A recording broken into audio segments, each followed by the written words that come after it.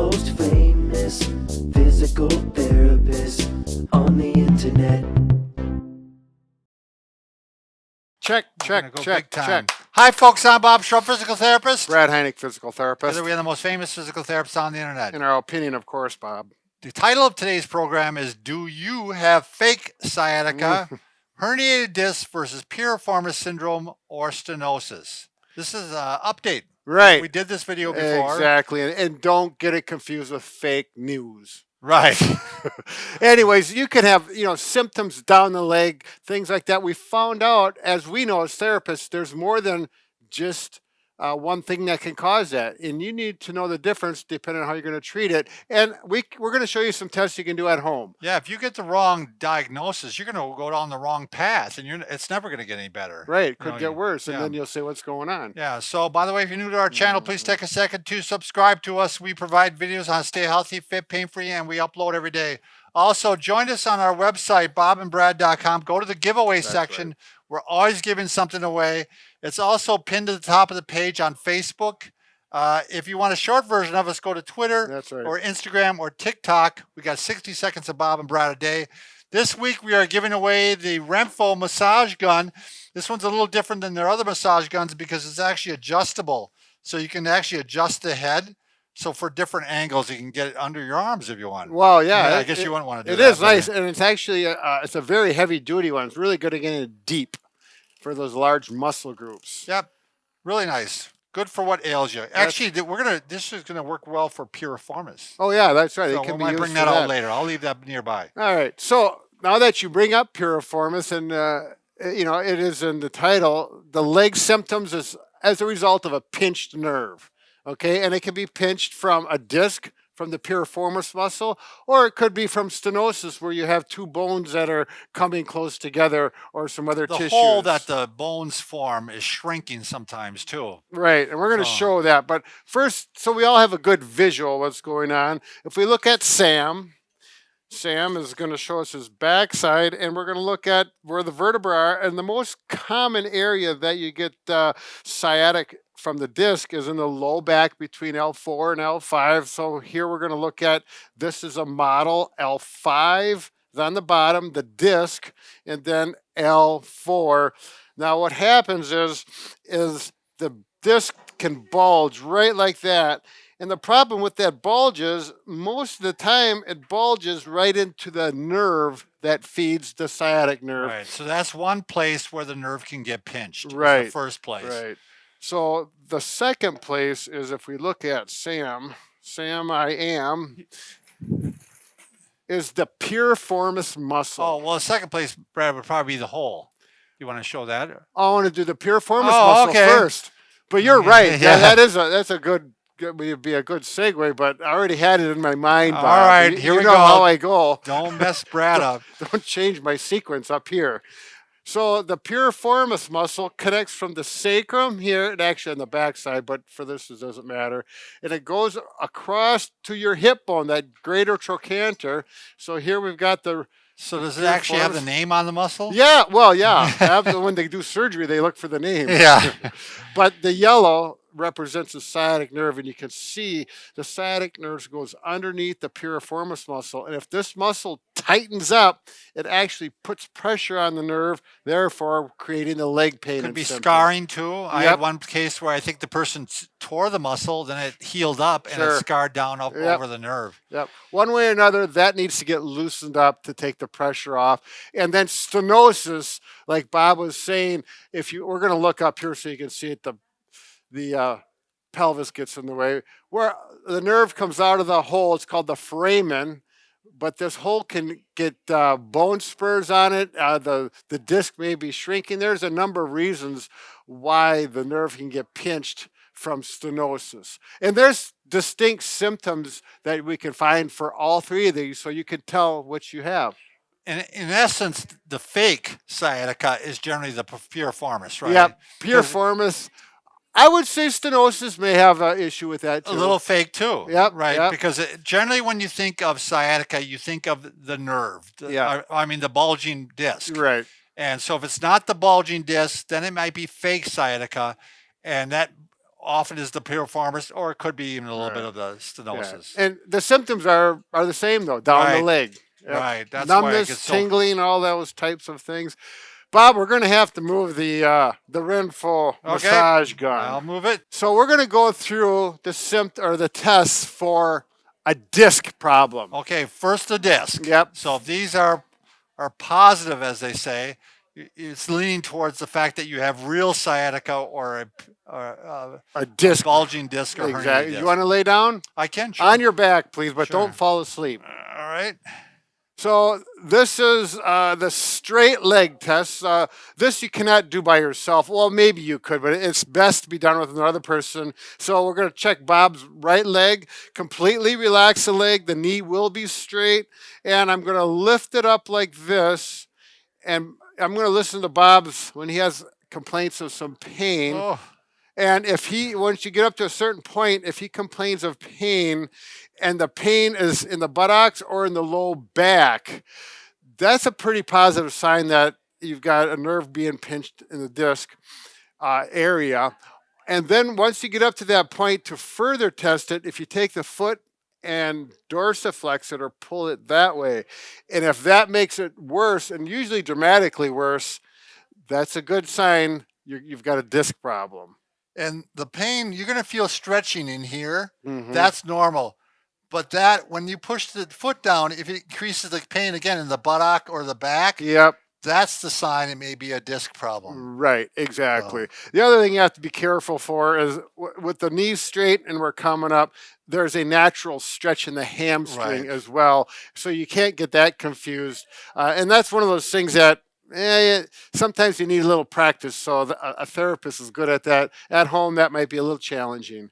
Let's go to the second test, the slump test. Okay. Should I do it facing this way so you can see it? I think that would work out. So, Bob, do you want to go through the mechanics of it? So you're going to start off with the back completely with a bit of an arch in your back, even low back, so that you have really good posture here. And then what you're going to go ahead is slump. So you round out. Yep. And if this brings on symptoms when you're in this position, but when you're in this position, it takes it away, that's a sign, again, that it might be a herniated disc. Right. So you actually can do that with overpressure too, Brad. I don't know if you want to show that or well, not. I was going to show the complete slump test. We go to here, and if it doesn't change, and then they bring the leg up. They bring the leg up. Very good. And pull the toes forward, and then even worse, bring the head down. Right. If all those things continue to make it worse and worse in the back or in the buttock area or down the leg, those are all positive signs that you have a disc problem. Very good, Brad. And then the next test is a real simple one, and this is what is done oftentimes with the doctor. They say, can you walk on your heels? Or can you walk on your toes? Now, this is pretty significant. If you're unable to walk on your heel on the one side, it keeps flopping down, you better go to the doctor. Yeah. That means the sciatica has really progressed to the point where it's starting to kill off the nerve that supplies the muscles to your feet and your ankles, and it's time to see a doctor. When the motor control's that far gone, you don't want to, you just want to go to the doctor and get it straightened away. And then the other one is, you want to do this one, Bob? Sure. If you lay on your stomach, now these are, again, all four indicating a disc problem. You're going to do a press up. So if you lay on your stomach, you can even start off in this position. Sure. Or you can then progress to a press up where you put your hands underneath your shoulders. And we usually start having people doing little baby press ups, just halfway up. I'm keeping the pelvis on the mat. I'm not lifting up like this. Right. And if this starts to give you maybe a little relief down the leg, especially down, the furthest part of the leg, let's say the calf or the knee. Down here. That's a good sign that it might be a disc problem. It almost, because when you do that, the piriformis it's not going to help. It's not moving that. If you got stenosis, that's going to be... It's going to make it worse. So if it does make it better, good chance it's a disc problem. And that's going to be the treatment, actually, too. Yep. So those are 4 tests. Now, if all of them are positive, That's a pretty good sign you've got a disc problem. Right. And it could be 2 or 3. If only one of them's positive, probably not. Sure. Let's go to the Piriformis Tests. Okay. Okay. I'll show this one, Bob. Sure. Sounds good. This is the one I use a lot. I don't know what you use, Bob, but it's not the only one. I'll have someone lay down and I'll say, take the side where the sciatica is. Say this is the right leg, the one that gives me the problems. I'm going to take the knee towards my chest and to the opposite shoulder so it goes across like that. And if the person, feels the pain right in here, that's where the piriformis muscle is. I'm thinking, boy, that's a pretty good sign it's that. But then I also do the other leg.